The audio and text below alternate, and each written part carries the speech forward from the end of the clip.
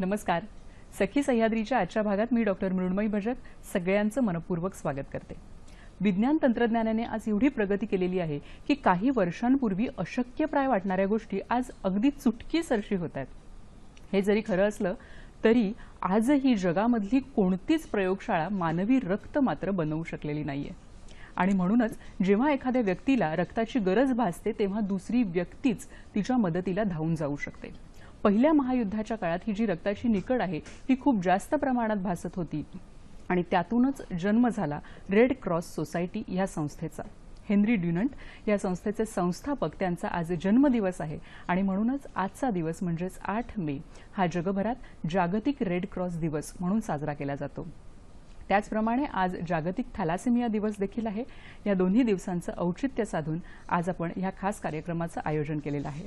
आजचा आपला विषय लक्षात घ्या. जागतिक रेड क्रॉस दिवस. जागतिक रेड क्रॉस दिवसानिमित्त आजचा आपला खास कार्यक्रम आहे. या खास कार्यक्रमात आपण या विषयातील तज्ज्ञांना इथं आमंत्रित केलेलं आहे. त्यांची ओळख करून घेऊया. आपल्या पहिल्या तज्ज्ञ आहेत डॉक्टर झरीन भरूचा. नमस्कार मॅडम. नमस्कार. डॉक्टर झरीन भरूचा या मुंबई रेड क्रॉस सोसायटी जी आहे त्याच्या ब्लड ट्रान्सफ्युजन विभागाच्या चेअरपर्सन आहेत. त्याचप्रमाणे आपले दुसरे पाहुणे आहेत श्री कीर्तिराज ठाकूर. नमस्कार सर. कार्यक्रमात आपलं मनापासून स्वागत करते. श्री कीर्तिकुमार ठाकूर हे सहाय्यक अधीक्षक आहेत इंडियन रेड क्रॉस सोसायटी नवी दिल्लीचे. सर मॅडम दोघांचंही खूप खूप स्वागत आणि जागतिक रेड क्रॉस दिनाच्या तुम्हाला दोघांनाही खूप खूप शुभेच्छा देते. धन्यवाद मॅडम. धन्यवाद. खरं तर रेड क्रॉस ही जी संस्था आहे ती रक्ताशी जे निगडित प्रश्न आहेत त्यावर काम करतेच, पण त्याचबरोबर अनेक सामाजिक आणि शैक्षणिक क्षेत्रात देखील ही संस्था अग्रेसर आहे. या संस्थेबद्दल आपण आपल्या कार्यक्रमातून माहिती करून घेणारच आहोत, पण ह्यामध्ये तुमचा जो सहभाग आहे तो देखील अतिशय महत्त्वाचा आहे. सहभागासाठी आमचे जे फोन नंबर्स आहेत ते मात्र टिपून घ्या. आमचे फोन नंबर्स असे आहेत 24908050 आणि 24988050. 022 हा STD कोड आहे मुंबई बाहेरील सर्व प्रेक्षकांसाठी आणि मोबाईल धारकांसाठी. कार्यक्रमाला आपण सुरुवात करणार आहोत, पण तत्पूर्वी नेहमीच्याच 2 सूचना. एक म्हणजे तुम्ही जेव्हा फोन कराल तेव्हा तुमच्या टीव्हीचा आवाज जो आहे तो अगदी कमी ठेवा किंवा बंद ठेवला तरी चालेल.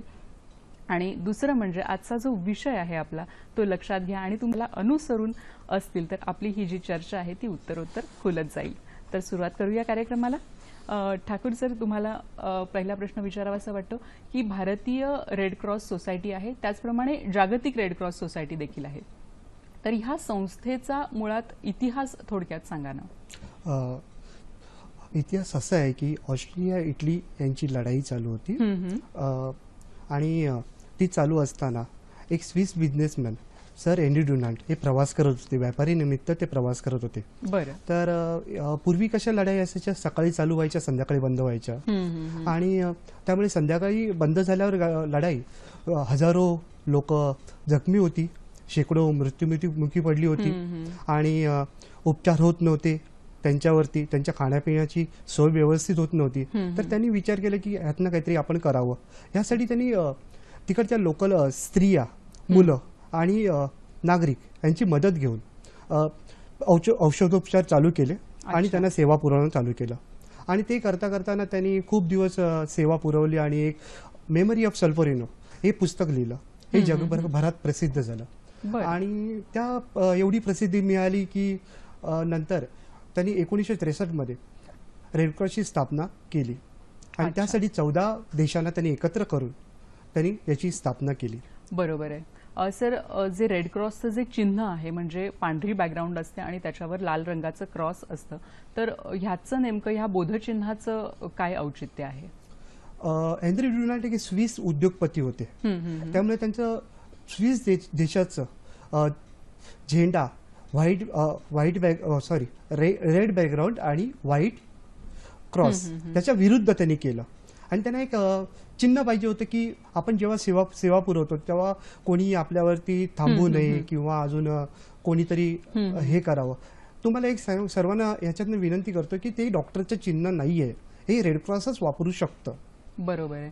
आणि मला वाटतं काही वर्षांपासून ते बदललं देखील आहे आणि अनेक डॉक्टर्स आज ते फॉलो करतात. हो. मॅडम, तुम्ही ब्लड ट्रान्सफ्युजन विभागाच्या चेअरपर्सन आहात, तर आता आपण बघतो की आज थॅलासेमिया दिवस पण आहे, तर ह्या निमित्ताने तुम्ही काय सांगाल की थॅलासेमिक जे रुग्ण आहेत त्यांना रेड क्रॉस संस्थेची कशा प्रकारे मदत होते? रेड क्रॉस संस्थेमध्ये आम्ही थॅलेसिमिया डे केअर सेंटर सुरू केलं आहे. ओके. तिथे थॅलेसिमियाचे जे पेशंट्स आहेत त्यांना नियमित रक्त ट्रान्सफ्युजन पाहिजे. हर एक पेशंटला 8 किंवा 15 दिवसांनी तर ट्रान्सफ्युजन घ्यायलाच लागतात. म्हणून सर्वांना रक्तदान केलं पाहिजे, तरच आम्ही त्यांना हेल्प करू शकतात, मदत करू शकतात. कारण आपल्या देशामध्ये खूपच थॅलेसिमिया आहे. 30 ते 35 मिलियन कॅरियर्स आहे थॅलेसिमियाची. हे एक जेनेटिक डिसऑर्डर आहे. त्यामुळे जर 2 जीन्स, एक जीन असेल तर त्याला कॅरियर म्हणतात.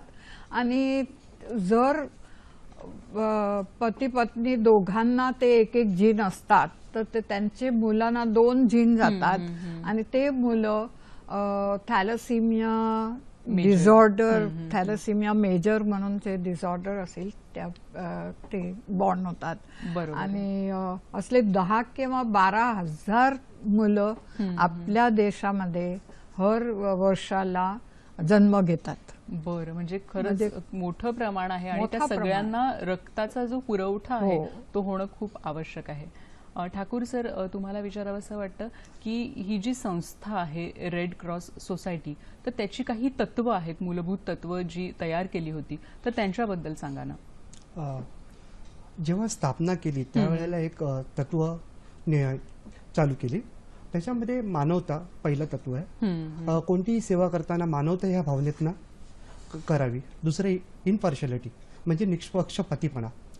सेवा करताना कुठच्याही पार्टीला की असं समजू नये की कुठच्या कोणाला काही कमी मिळालं, कोणाला जास्त मिळालं, हे नाही. सर्वांना समान आम्ही सेवा पुरवतो. न्यूट्रलिटी तसंच हे करताना ही रेड क्रॉस कोणाचीही बाजू घेत नाही. हे कोणत्याही पक्षाची बाजू घेत नाही. एका अपक्ष ह्या दृष्टिकोनातून तो काम करतो. स्वातंत्र्य आम्हाला करायला कोणत्याही राजकीय प्रेशर नसतं. बरं. एक स्वयंसेवा करताना आपण आपली इच्छानुसार ते काम करतो. युनिटी, एकता तुम्ही जगाच्या कानाकोपऱ्यात सर्वीकडे सर्वांना याच्यामध्ये प्रवेश आहे. असं कोणाला भेदभाव नाहीये. विश्वव्यापकता म्हणजे युनिव्हर्सॅलिटी. सर्वांनाच सारखीच जबाबदाऱ्या, कर्तव्ये दिलेले असतात आणि त्याप्रमाणे ते काम करतं. बरोबर आहे. सर, हे जे चिन्ह आहे रेड क्रॉसचं, तर मला वाटतं की सगळ्या देशांमध्ये तेच चिन्ह वापरलं जातं की कसं असतं, काही वेगळे पण आहे का त्यामध्ये? तुम्हाला सांगायचं म्हणजे रेड क्रॉस चिन्ह आपण आता वापरतो तसं मुस्लिम कंट्रीजमध्ये तिथे रेड क्रिसेंट हे चिन्ह वापरलं जातं. ते चंद्रासारख्या आकाराचं असतं, म्हणजे व्हाईट बॅकग्राऊंड आणि पुढे चंद्राचा आकार. हे तुम्ही मुस्लिम कंट्रीजमध्ये वापरलं जातं, त्याला रेड क्रिसेंट बोलतात. आणि एक इस्रायली इथे एक रेड क्रिस्टल म्हणून आलंय, ते 2005 पासून त्याने अडॅप्ट केलेलं आहे. ते स्फटिकासारखं असतं ते चिन्ह. बरं. नक्कीच सर, आपल्याला कार्यक्रमातला पहिला फोन येतोय तो आपण घेऊया.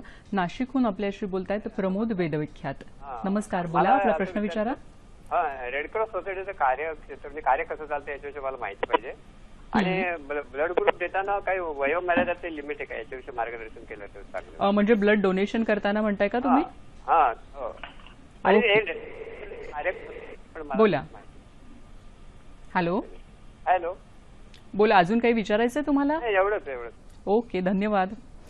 सर, त्यांचा असा प्रश्न आहे की रेड क्रॉस सोसायटीचं कार्य काय काय आहे, आणि दुसरा प्रश्न त्यांनी असंही विचारला की ब्लड जेव्हा आपण देतो, ब्लड डोनेशन करतो, तेव्हा काय काळजी घ्यावी. तर मला वाटतं की सर, मी तुम्हाला पहिला प्रश्न विचारेन की कार्य कसं चालतं संस्थेचं. आमच्याकडे विविध उपक्रम असतात, त्याच्यामध्ये कार्य चालतं. सगळ्यात महत्त्वाचं उपकरण डिझास्टर मॅनेजमेंट आहे. बरं. हां, त्याच्यामध्ये रिलीफ असते, ट्रेनिंग असते, आणि घटना घडायच्या अगोदर केलेली व्यवस्था. बरं. असं या प्रकारे आम्ही कार्य चालतो. बरोबर. सर, तुम्ही डिझास्टर मॅनेजमेंट म्हणालात, तर ह्यामध्ये फक्त रक्ताशी निगडीत तुम्ही प्रश्न हँडल करता, म्हणजे ब्लड डोनेशनशी, की इतरही गोष्टी त्यामध्ये बघितल्या जातात? तुम्हाला सांगायचं म्हणजे डिझास्टर मॅनेजमेंटमध्ये हा विषय नाही आहे, तो विषय वेगळा आहे. डिझास्टर मॅनेजमेंटमध्ये मानवनिर्मित आपत्ती किंवा नैसर्गिक आपत्ती ह्याच्यामध्ये येतं. बरं. ह्याच्यामध्ये आम्ही पुरवठा करतो आपत्ती झाल्यावरती, आणि ट्रेनिंग देतो. या प्रकारे आमचं कामं चालतात. नक्कीच. मॅडम, मघाशी प्रमोदजी यांचा फोन आला होता नाशिकहून, आणि त्यांनी असा प्रश्न विचारला होता की जेव्हा आपण ब्लड डोनेट करतो तर तेव्हा काय काय काळजी घ्यावी. खरं म्हणजे जे कोण रक्तदाता असते त्यांना जे काय विचारलं जातात त्याबरोबर ते त्यांनी बरोबर उत्तर दिले पाहिजे. अच्छा, म्हणजे आधी प्रश्नांची उत्तरं व्यवस्थित दिली पाहिजे. त्याच्यासाठी आम्ही लोकांना लिफलेट्स देतो की त्यांना काय काय माहिती पाहिजे. बरं. आणि त्यांना जर काही पण रोग झालेला असेल किंवा हे जे इन्फेक्शन्स आहे जसं की HIV, एड्स किंवा हेपॅटायटिस असेल, म्हणजे जॉन्डिस झालं असेल, तर सिफिलिस असेल, मलेरिया असेल, तर त्यांना सांगायला पाहिजे. पूर्वी आम्ही व्यावसायिक रक्तदाताचे रक्त घेत होते, आता ते बॅन केले. त्याचं कारण हेच की ते लोक पैसे घेतात असेल म्हणून ते लोक आम्हाला हिस्ट्री बरोबर देत नाही. अच्छा. आणि जर हिस्ट्री देत नाही तर खूप धोका होतात. म्हणजे बरोबर. ते ब्लड जर पेशंटना दिलं जातात तर ते पेशंटना पण ते रोग होऊ शकतो. म्हणून एक जरुरी आहे की त्यांनी बरोबर उत्तर दिले पाहिजे जे काय विचारलं त्यासाठी. बरोबर आहे. म्हणजे डॉक्टर जे काही विचारतील किंवा ब्लड डोनेशनच्या वेळी जे काही विचारतील तर त्याची व्यवस्थित उत्तरं दिली पाहिजेत. आणखी काही प्रिकॉशन्स घ्याव्यात का डोनर्सनी? नाही, जे कोण डोनर आहे ते 18 वर्षाच्या वर असायला पाहिजे. केव्हा ते कॉलेजचे स्टुडंट्स असतात ते बरोबर उत्तर देत नाही. त्यांना वाटतात की आपण जर नाही सांगितलं की आपण 16 किंवा 17 वर्षाचे आहे तर आपला रक्त घेत नाही घेणार, म्हणून ते उत्तर बरोबर देत नाही. तर ते पण बरोबर नाही आहे, कारण त्यांनाही काहीतरी व्हायची शक्यता आहे. यंग एज मध्ये त्यांनी डोनेट केलं तर 18चे वर असायला पाहिजे किंवा 65चे कमी असायला पाहिजे. बरोबर आहे. म्हणजे 18 ते 65 हा वयोगट असायला पाहिजे आपल्याकडे. आणि त्यांचं वजन 45 किलो आणि 45 किलो असायला पाहिजे, तरच आम्ही तेवढा रक्त त्यांच्याकडनं घेऊ शकतात. कारण हरेकची बॉडीमध्ये 5 ते 6 लिटर रक्त असतात आणि त्याच्यातून आपण 350 सीसी काढून घेतात, तर त्यांना काही होणार नाही.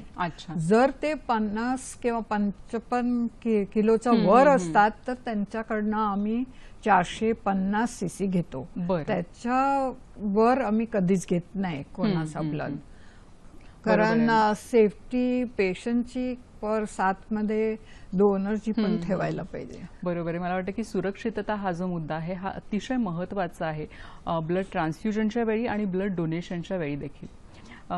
सर, मगाशी आपण सांगितलं की रेड क्रॉस सोसायटी आहे त्याचं काम कसं चालतं, तर ह्या सोसायटीमध्ये राष्ट्रपतींचं देखील एक महत्त्वाचं स्थान आहे, तर त्याबद्दल काय सांगाल? आपले राष्ट्रपती हे रेड क्रॉसचे पदसिद्ध अध्यक्ष असतात. अच्छा. हा, ते सेंट्रलला असतात आणि सेंट्रलचे आरोग्यमंत्री हे उपाध्यक्ष असतात. अच्छा. आणि राज्यामध्ये गव्हर्नर म्हणजे राज्यपाल हे अध्यक्ष असतात आणि राज्यमंत्री याचे वैद्यकीय राज्यमंत्री हे उपाध्यक्ष असतात. अच्छा. आणि जे स्ट्रक्चर असतं रेड क्रॉस सोसायटीचं, तर त्याच्याबद्दल थोडक्यात माहिती द्या ना. असं त्याबद्दल आपण माहिती घेणार आहोत, पण आपल्याला एक फोन येतोय. रवींद्र कुडाळकर आपल्याशी बोलतायत पुण्याहून. नमस्कार, बोला. नमस्कार, मी रवींद्र कुडाळकर पुण्याहून बोलतोय. नमस्कार. स्वतः शैक्षणिक सामाजिक समुपदेशक आहे आणि रेड क्रॉसचे जे समाजसेवी कार्य आहे हे आम्हाला निश्चितच प्रेरणादायी आणि आदर्शवत नेहमीच वाटतं. माझे 2 प्रश्न आहेत सरांना. पहिला प्रश्न मला असा विचारायचा आहे की दुर्गम आणि ग्रामीण आदिवासी भागांमध्ये वगैरे रेड क्रॉसचे कार्य कशा प्रकारे आहे, आणि दुसरा प्रश्न असा की ग्रामीण आणि आदिवासी भागातले काही स्वयंसेवक तयार करण्याच्या दृष्टीने आपण कसे प्रयत्न करता की ज्या योगे रेड क्रॉसचे कार्य परिपूर्ण होऊ शकेल? धन्यवाद सर. नक्कीच, धन्यवाद सर. सर, त्यांचा असा प्रश्न होता की जे दुर्गम भाग आहेत, की बऱ्याचदा असं होतं की शहरामध्ये अनेक ब्लड बँक्स असतात आणि मग रक्त पुरवठा होतो, पण ग्रामीण भागामध्ये, दुर्गम भागामध्ये रक्ताचा थोडासा तुटवडा भासू शकतो, तर तिथं रेड क्रॉस सोसायटीचं काय काम आहे? मॅडम, काय सांगाल?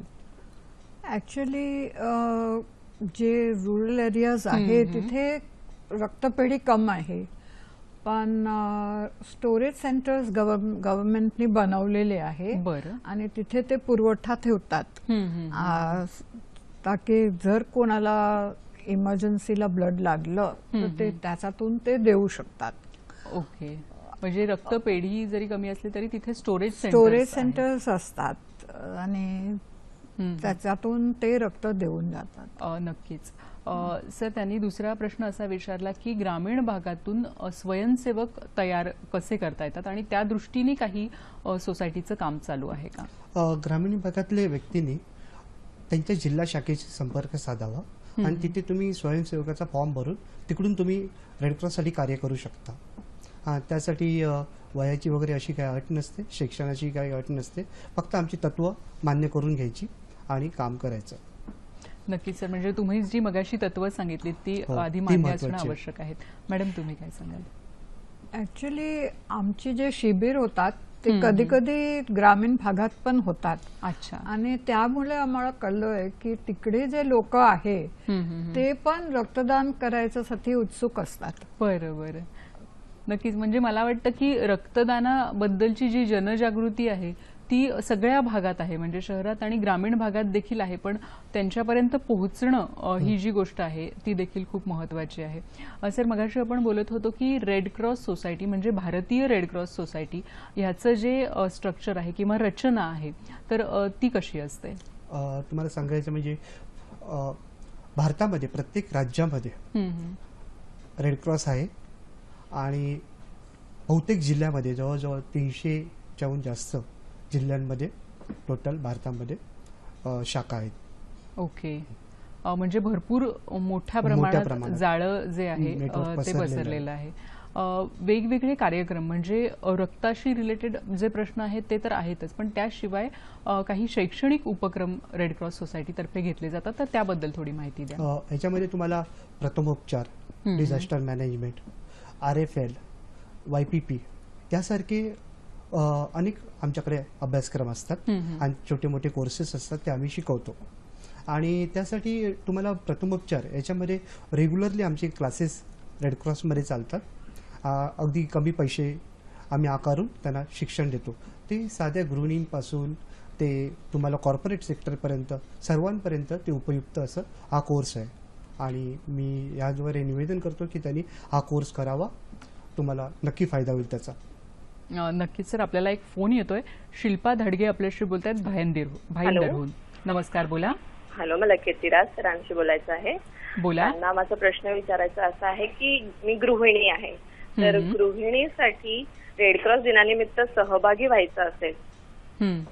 तर काही करू शकतात, म्हणजे त्यांना सहभाग व्हायचा आहे. ओके, धन्यवाद शिल्पाजी आपल्या ह्या प्रश्नाबद्दल. सर, बऱ्याच जणांची अशी इच्छा असते की आता त्यांनी सांगितलं की त्या गृहिणी आहेत, तर आपलं जे नेहमीचं काम आहे किंवा एखादी अगदी नोकरी असेल तरी ती सांभाळून काहीतरी सामाजिक क्षेत्रात काम करण्याची बऱ्याच जणांची इच्छा असते, तर अशांसाठी काय सांगाल तुम्ही? तुम्हाला एक सांगू इच्छितो मी की आज रेडक्रॉस दिन आहे. आमच्याकडे 7 ठिकाणी मेडिकल कॅम्प चालू आहेत आणि तुम्ही तिकडे सहभाग ॲज अ व्हॉलेंटियर एक फॉर्म भरून तुम्ही सहभाग घेऊ शकता आणि ॲज अ डोनेशन म्हणून तुम्ही आमच्या ब्लड बँकमध्ये येऊन ब्लड डोनेट पण करू शकता. नक्कीच.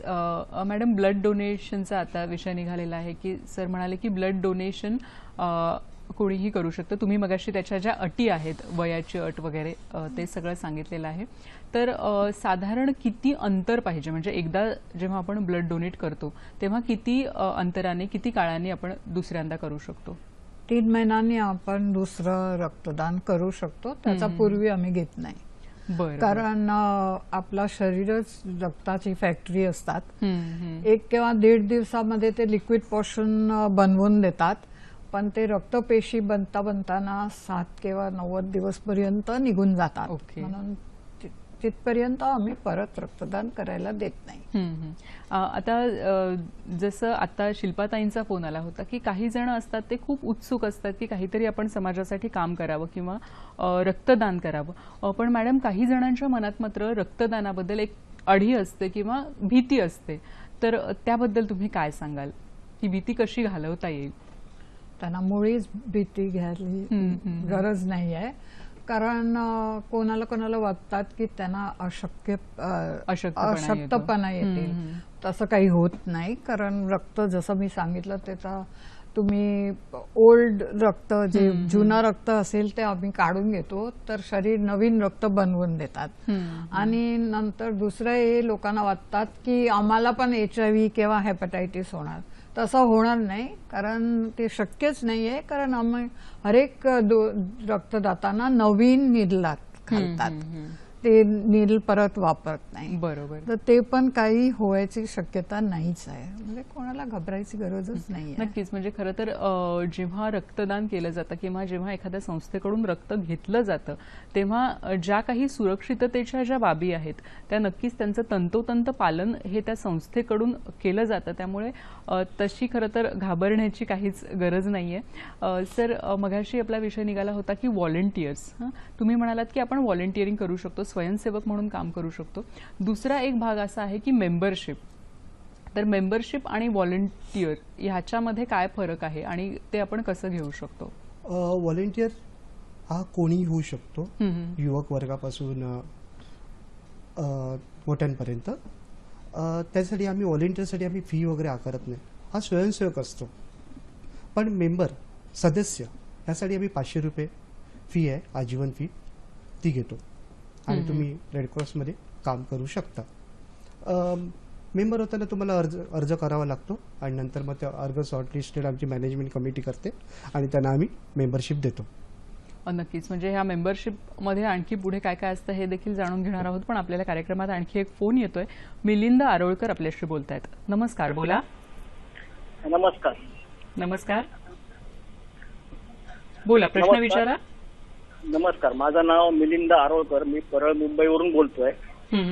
माझा प्रश्न असा आहे की रेडक्रॉस तर्फे आपत्ती व्यवस्थापनाच्या ज्या कार्यशाळा चालवल्या जातात किंवा जे शिबिरं घेतली जातात त्याच्यातून भाग घेतल्यानंतर त्या शिबिराचा किंवा त्या प्रशिक्षण वर्गाचा कुठे करिअर म्हणून उपयोग होऊ शकतो का? त्याचं काही जरा सविस्तर विवेचन केलं तर फार बरं होईल. ठीक आहे, धन्यवाद मिलिंदजी. सर, काय सांगाल की रेड क्रॉस कडून ट्रेनिंग घेऊन त्याचा नंतर आपण प्रोफेशन मध्ये उपयोग करू शकतो का? आपत्ती व्यवस्थापन हा एक मूलभूत आता हळूहळू घटक होत चाललाय.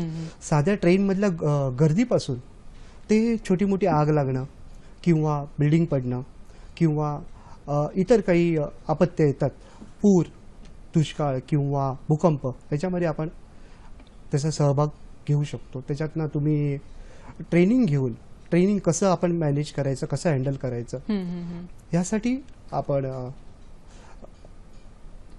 ट्रेनिंगमध्ये मला ट्रेनिंगमध्ये. वाटतं की ह्या सगळ्या हो. ज्या बाबी आहेत त्या घेतल्या होतात. जातात. खरंच म्हणजे आपत्ती व्यवस्थापन हा जो घटक आहे हा आपण बघतोय की हल्ली एक काळाची गरज होऊन बसलेला आहे आणि अनेक प्रोफेशनल्स देखील ह्या विषयामध्ये विशेष असा अभ्यास करत असतात. मॅडम, रक्तपेढी जी आहे म्हणजे ब्लड ट्रान्सफ्युजन विभागाच्या तुम्ही चेअरपर्सन आहात, तर मुळात हे जे रक्त येतं तर त्याचं संकलन कसं केलं जातं? आम्ही रक्तदाताचे रक्तपेढीमध्ये पण कलेक्ट करतात आणि शिबिर आयोजन पण करतात. आणि ते जे सर्व रक्त कलेक्ट होतात ते आमच्या ब्लड बँकमध्ये त्यांचं जाचना केल्या जातात. बर बर बर. रक्तगत तपासण्या करायची फार गरज असतं, कारण काय रक्तगत आहेत ते ए बी आणि ओ असे 4 रक्तगट मेन आहे आणि RH पॉझिटिव्ह किंवा RH निगेटिव्ह असतात त्याच्यामध्ये. तर ते लोकांना तेच रक्त द्यायला पाहिजे. हो. तसं बघितलं तर AB ग्रुप जे आहे त्यांना कोणताही रक्त चालतात आणि A ग्रुपना A किंवा O, B ग्रुपना B किंवा O, पण O ग्रुप जे असतात त्यांना O ग्रुपच लागतात. बरोबर. आणि RH पॉझिटिव्ह लोकांना RH निगेटिव्ह पण कधीतरी दिलं तर काही होत नाही, पण RH निगेटिव्ह एस्पेशली लेडीज जे असतात त्यांना आम्हाला RH निगेटिव्हच द्यायला लागतात. म्हणून जे कोण RH निगेटिव्ह आहेत त्यांना नक्की रक्तदान केलं पाहिजे, कारण आपल्या संबंध देशामध्ये नुसतं 5% लोक RH निगेटिव्ह आहेत. तर त्याची फार गरज हर लोकांना पडतात. ते एक बघायला लागतात. आणि नियमप्रमाणे ब्लड एक ड्रग आहे इंडियामध्ये आणि त्याच्यासाठी सर्व ब्लड बँक रक्तपेढी जे आहे त्यांना लायसन्स घ्यायला लागतात ड्रग कंट्रोलरचा. आणि त्यांचे रूल्स प्रमाणे सर्व रक्ताचा HIV, हेपॅटायटिस A, B आणि हेपॅटायटिस C, सिफिलिस आणि मलेरिया हे 5 टेस्ट करायलाच लागतात. ओके. म्हणजे तर ते जाचणी करतात आम्ही. आणि नंतर कलेक्ट केल्यावर 6 तासमध्ये ते सर्व रक्तांना वेगवेगळे घटकमध्ये बनवायला लागतात, घटक बनवायला लागतात. कोणाला लाल पेशी पाहिजे, कोणाला प्लेटलेट्स हवे, कोणाला प्लाझ्मा हवे, ते सर्व बनवायला लागतात. आणि ते सर्व घटकना वेगळ्या वेगळ्या टेम्परेचरनी ठेवायला लागतात. रक्तपेशीला 4 डिग्री, प्लेटलेट्सना 22 डिग्री, प्लाझ्माला -डिग्री असं ठेवायला लागतात. बरोबर आहे. म्हणजे जेव्हा एक बॉटल किंवा एक पिशवी रक्त तुमच्याकडे येतं तेव्हा त्याचं वेगवेगळे 3 किंवा 4 घटक आम्ही बनवतात. आणि म्हणून आम्ही सांगतो की एका डोनरनी जर डोनेट ब्लड केलं तर त्याच्यातून आम्ही 4 पेशंटना रक्त देऊ शकतो. नक्कीच. म्हणजे ही देखील खूप महत्वाची बाब आहे की एका डोनरनी 4 जणांना खूप फायदा होऊ शकतो आणि प्रसंगी जीव देखील त्यांचा वाचू शकतो. सर, बेल एअर हॉस्पिटल आहे पाचगणी इथं रेड क्रॉस सोसायटीचं, तर त्याच्याबद्दल थोडंसं सांगा. बेल एअर हॉस्पिटल याची स्थापना 1912 मध्ये झाली आणि पूर्वी TB हा रोग जास्त प्रमाणात होता आणि त्यासाठी याची सुरुवात झाली होती या हॉस्पिटलची. हळूहळू HIV AIDS यासाठी सुद्धा ते हॉस्पिटल स्पेशल आहे. 44 एकर जागेमध्ये पसरलेलं ते एक हॉस्पिटल आहे. तिथे BSc नर्सिंग, MSc नर्सिंग हे कोर्सेस चालतात. परत ANM एक कोर्स तिकडे चालतो. तिकडे आजूबाजूच्या गावातील गरीब असहाय्य असलेल्या तरुणींना तो कोर्स निशुल्क मध्ये आम्ही शिकवला जातो. बरं. तसंच बेल एअर हॉस्पिटल परिसरातील 57 गावांमध्ये त्यांनी सेवा पुरवायचं काम करतं. एकमेव असलेलं ते एकच हॉस्पिटल आहे पूर्ण सेवा पुरवठा देणार ICU असलेलं. बरं. म्हणजे तिथे ज्या इतर सेवा आहेत त्या देखील पुरवल्या जातात आणि स्वयंसेवक तयार करून आजूबाजूचे जे विभाग आहेत, आजूबाजूची जी गावं आहेत तिथं सेवा पुरवण्याचं मला वाटतं एक महत्वाचं काम असं केलं जातं. आणि तुम्हाला एक सांगायचं झालं तर 2004 साली डॉक्टर अब्दुल कलाम राष्ट्रपती यांनी व्हिजिट केली होती बरं. आणि 2014 मध्ये best hospital times of India यांनी अवॉर्ड देऊन गौरवण्यात आलं होतं. अरे वा. म्हणजे नक्कीच, कारण खरंच काम त्या हॉस्पिटलचं एवढं मोठं आहे की आजूबाजूच्या सगळ्या गावांमध्ये पोहोचणं हे एक महत्त्वाचं काम आहे. आणि शिवाय गावांमधले जे रुग्ण आहेत त्यांना ज्या इमर्जन्सी सेवा आहेत त्या पुरवण्याचं काम देखील हे हॉस्पिटल करत असतं. आणि अजून एक सांगायचं, बेलोर हॉस्पिटलमध्ये एड्सची सेवा निशुल्क दरामध्ये होते. फक्त तुम्हाला त्यासाठी पेशंट बरोबर एक नातेवाईक राहण्याची सोय करावी लागते. पुढे समाजामध्ये एड्सच्या पेशंटना लोक अशी बघत नाही, मग त्यांना त्या ठिकाणी नोकरी सुद्धा पुरवायची. फादर टॉमी म्हणून आहेत तिकडचे डायरेक्टर, हे पुरवतात.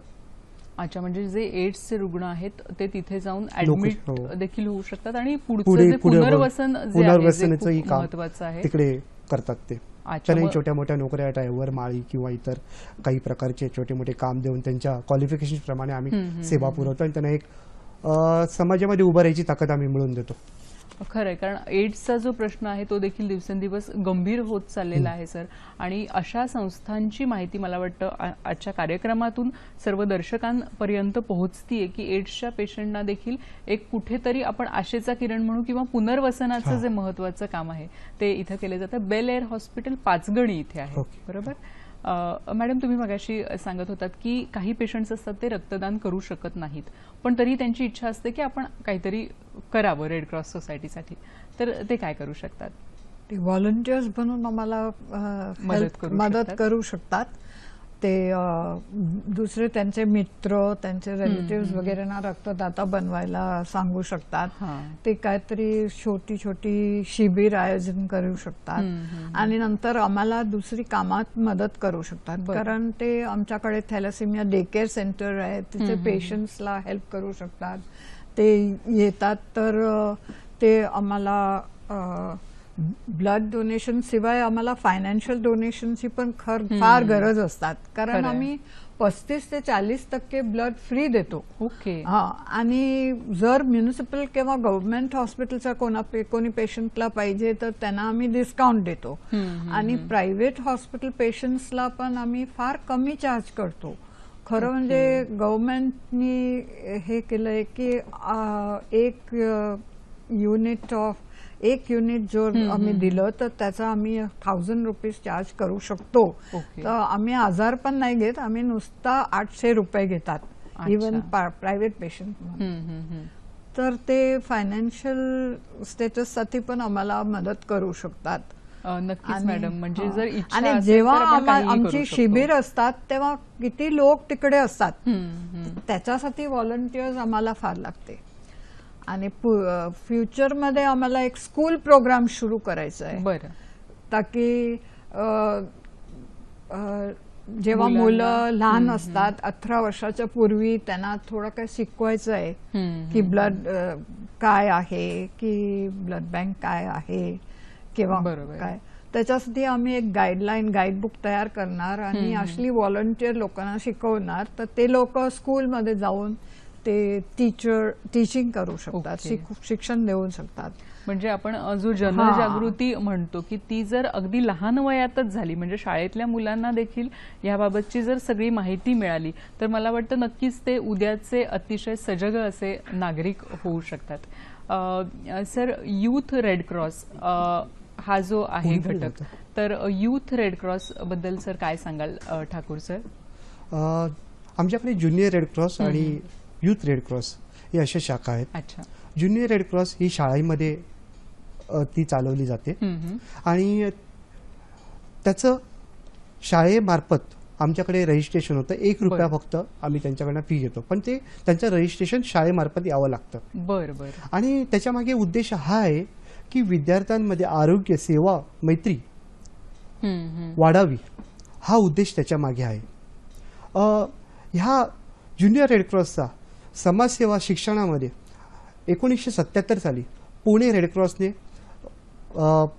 फॉलोअप करून त्याच्यामध्ये शैक्षणिक ह्याच्यामध्ये सुरुवात केलेली आहे. आणि स्वतःची आरोग्याची काळजी घेणे, दुसऱ्याच्या आरोग्यासाठी मदत करणे, विद्यार्थ्यांचा सेवाभाव जागृत करणे, युद्धात शांतता काळात दुःखितांची व पीडितांची काळजी घेणे, हे शिकवलं जातं. बरोबर. म्हणजे लहानपणापासूनच हे ट्रेनिंग मुलांना दिलं जातं. सर, वयोगट काय असावा? वयोगट त्याच्यामध्ये की शाळेमध्ये जाणारी मुलं ती असतात त्याच्यामध्ये, म्हणजे किती, म्हणजे तुम्हाला 7वी पासून आम्ही 10वी पर्यंत हे youth red cross junior red cross मध्ये घेतले जातात. 7वी पासूनची जी पुढे मुलं असतात की ती ज्युनियर रेड क्रॉसचे मेंबर होऊ शकतात, पण शाळेकडून तसं रिक्विजिशन तुम्हाला आलं पाहिजे. ₹1 फक्त फी आहे त्याची, जास्त नाहीये. आणि दुसरं म्हणजे याच्यामध्ये ज्युनियर रेड क्रॉसमध्ये तुम्हाला आम्ही आता स्पेशली ट्रेनिंग देतोय ती प्रथमोपचार ही शिकवतो. त्यांना प्रथमोपचार शिकवताना त्यांना स्वतःचा प्रथमोपचार करून दुसऱ्याचाही प्रथमोपचारचं आम्ही थोड्याफार प्रमाणात त्यांना ट्रेनिंग देतो. आणि ह्यासोबत एक नवीन आता एक कोर्स चालू केलाय की सेल्फ डिफेन्स. ते स्त्रियांसाठी किंवा मुलींसाठी आम्ही त्यांच्याकडे असलेल्या उदाहरणार्थ ओढणी, दुपट्ट्याने कसं संरक्षण करू शकते किंवा पेनाने कसं संरक्षण करू शकते याबद्दल आम्ही ट्रेनिंग देणं मुंबई शाखेने सुरू केलेलं आहे. अच्छा. आणि परत मैत्री या भावनेतना गरिबांसाठी पुस्तकं जमा करणं किंवा संक्रांत, रक्षाबंधन, नाताळ, दिवाळी सण गरिबांच्या मुलांना एकत्र घेऊन कसं करता येईल, साजरं करता येईल हे आम्ही बघत असतो. त्याच्यामध्ये अपंग मुलं पण येतात आणि हेही येतात. नक्कीच सर. म्हणजे तुम्ही आता जे सांगितलं की तुम्ही ट्रेनिंग देता मुलींसाठी, तर त्याबद्दल थोडंसं त्या प्रोग्रामविषयी सविस्तर सांगा ना. ते मुंबईतच ट्रेनिंग घेतलं जातं? हो, त्याचं ट्रेनिंग तुम्हाला मुंबईमध्येच मुंबई शाखेमध्ये घेतलं जातं आणि त्याचं एनरोलमेंट चालू झालेली आहे. 22 म्हणून आहेत, त्यांना तुम्ही कॉन्टॅक्ट करू शकता आमच्या ऑफिसला येऊन आणि त्यांच्याकडनं माहिती आपण आता हे तुम्हाला एक स्लाइड दाखवतो, दिसते त्याच्यामध्ये. हे एक आमचे व्हॉलेंटियर होते, त्यांना आम्ही जपानला पाठवलं होतं. युथ फेस्टिवल सारखं केलेलं होतं.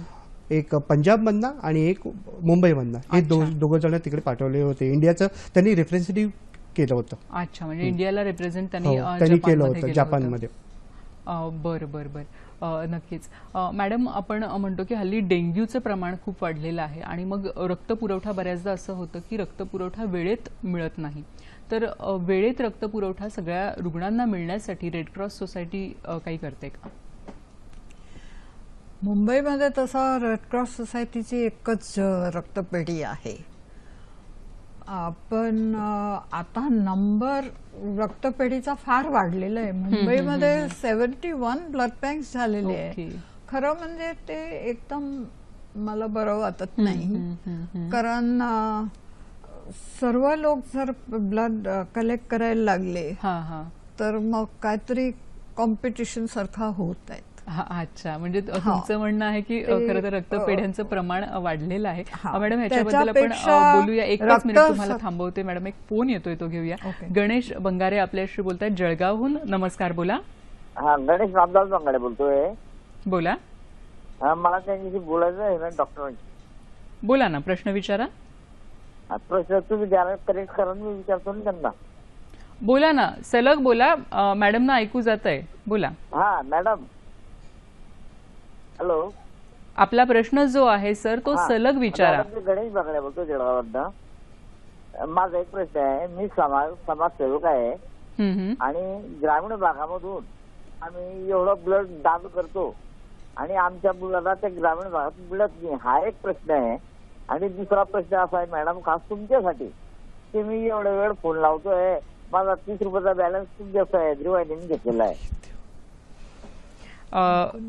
धन्यवाद गणेशजी.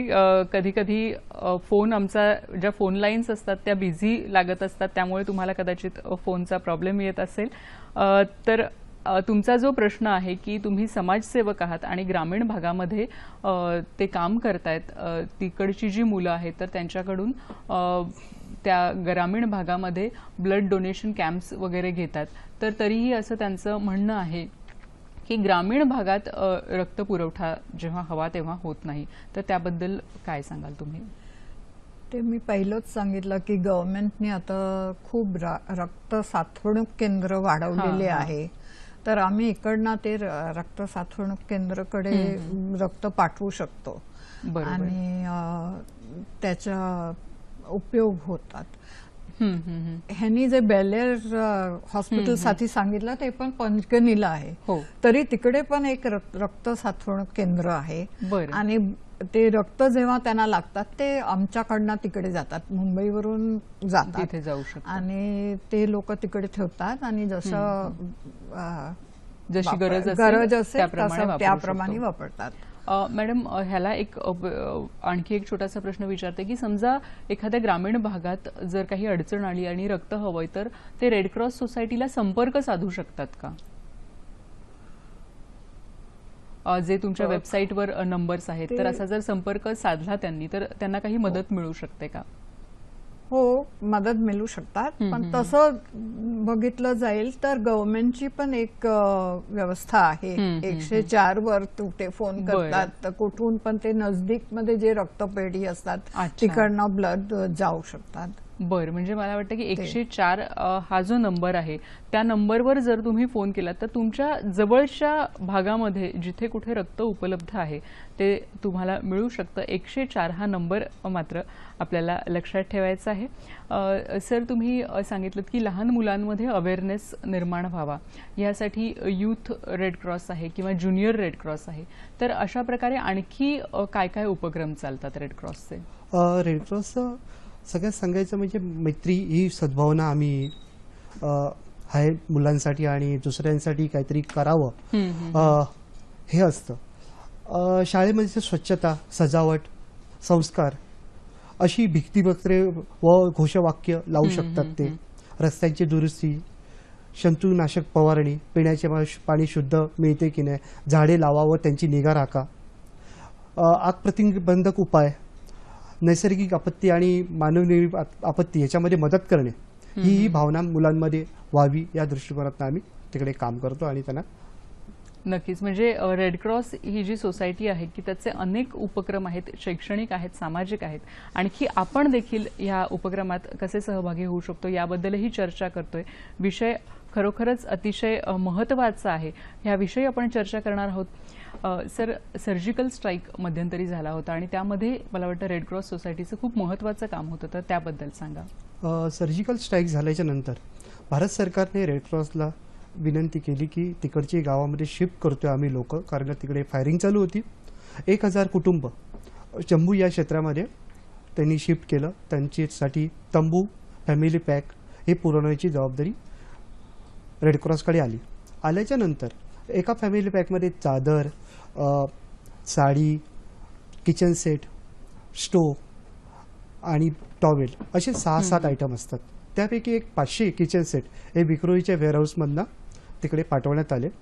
आणि खरं सांगायचं म्हणजे तो मोठा चॅलेंजिंग जॉब होता. कमी दिवसामध्ये आणि कमी वेळामध्ये करायचं होतं आणि वेळेवरती पोचवायचं होतं आणि खूप टेन्शनची गोष्ट होती. आणि त्याच्यामध्ये पण रेड क्रॉसने बरंच मोठे डिझास्टर सांभाळले. नेपाळचा भूकंप, जम्मू काश्मीरमध्ये झालेला पूर, आसाममधील यावर्षी झालेला पूर हेही बऱ्याच प्रमाणात रेड क्रॉसने हाताळलेला आहे.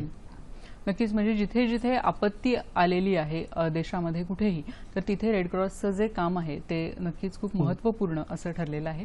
मॅडम, आजच्या रेड क्रॉस दिनानिमित्त आमच्या सगळ्या दर्शकांना तुम्ही काय सांगाल?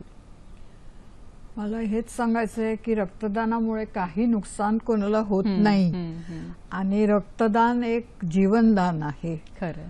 आणि सर्वांनी रक्तदान केलंच पाहिजे, तरच आपल्याला सर्वांना ते रक्त मिळेल. आपल्याला माहिती नाही की कुठला दिवस कोण माणसाला रक्त लागणार आहे. कोणीतरी रक्तदान केलं असेल ते शायद एक दिवस आपल्यालाच मिळणार. खरंय, म्हणजे आपण जर आपल्याला ध्यानात ठेवून केलं तर सर्वांना रक्तदान केलं पाहिजे असं मी सांगते लोकांना.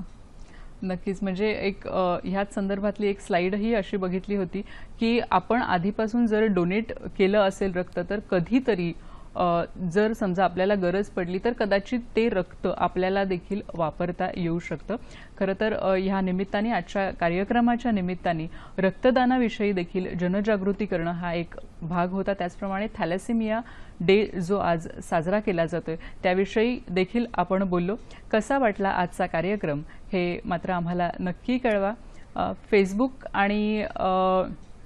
फेसबुक आणि जीमेलच्या माध्यमातून तुम्ही आमच्याशी संपर्क जो आहे तो साधू शकता. आमचं जे फेसबुकचं पेज आहे तिथे तुम्ही जाऊ शकता. फेसबुकच्या पेजवर तुम्ही गेलात तर www.facebook.com/sakhisayadri.dd. त्याचप्रमाणे आमच्याशी जर जीमेलमधून संपर्क साधायचा असेल तर sakhisayadri@gmail.com ह्या ईमेल आय डीवरून तुम्ही आमच्याशी संपर्क साधू शकता. त्याचप्रमाणे यूट्यूबच्या माध्यमातून देखील आमचे हे जे कार्यक्रम आहेत ते तुम्ही बघू शकता. www.youtube.com/sakhisayadri अशा ॲड्रेसवर.